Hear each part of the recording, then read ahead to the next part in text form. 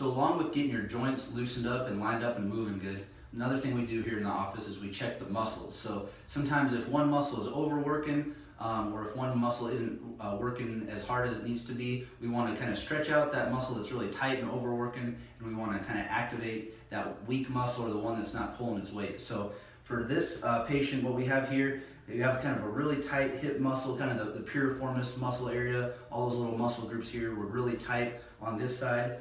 And so what we're going to do here, we're going to kind of stretch these muscles out, and then we're going to kind of give them one exercise to kind of activate the big glute muscles, and hopefully that should balance the hips and help with the hip and the low back pain here. So one way we can gently get this muscle loosened up is we'll have him start with his leg here, kind of bring it up, and then hang it off the table, let it stretch all the way down, and then repeat that about 5 to 10 times in a row.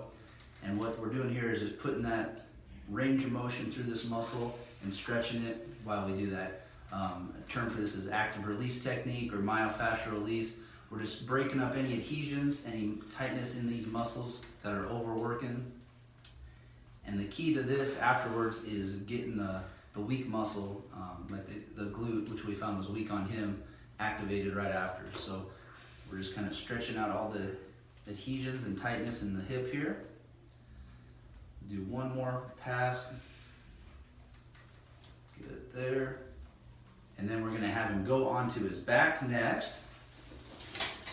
And we're going to give him like 5 glute bridges to do in a row. So you're going to bring both knees up just like this.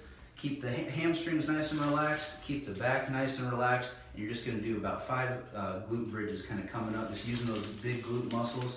Hold it and then back down nice and controlled. Do about 5 of these in a row.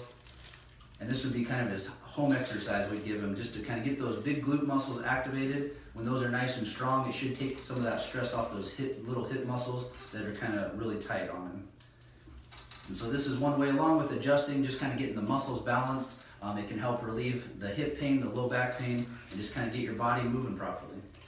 Just another example of a treatment in our office here.